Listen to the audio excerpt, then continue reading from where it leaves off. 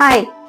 तुमच्या बाबतीत पण असं होतं का, की एखादं एक्स्ट्रा इन्कम झालेलं आहे बिझनेसमध्ये असू दे किंवा सॅलरीमध्ये बोनस मिळालेला आहे आणि तुम्ही प्लॅन करायला सुरू करता, की आता कुठली शॉपिंग करायची, कुठे फिरायला जायचं, काय मजा करायची आणि तेवढ्यात असा काही अनावश्यक खर्च येतो, की जिथे आपल्याला ते पैसे खर्च करावे लागतात.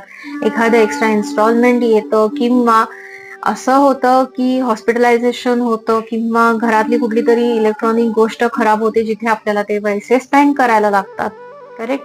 आणि मग आपण काय करतो, आपल्या नशिबाला दोष देतो की जरा कुठे पैसे आले होते जे इथे खर्च करायला लागले. पण आपण हा विचार नाही करत की देवानेच ती तरतूद आपल्यासाठी केली होती, कारण त्याला माहिती होतं की हा आपला अनावश्यक खर्च होणार आहे, म्हणून त्याने ती आधीच तरतूद केली होती. सो पुढच्या वेळेला जेव्हा असं होईल तेव्हा देवाचे आभार माना आणि नशिबाला दोष देऊ नका.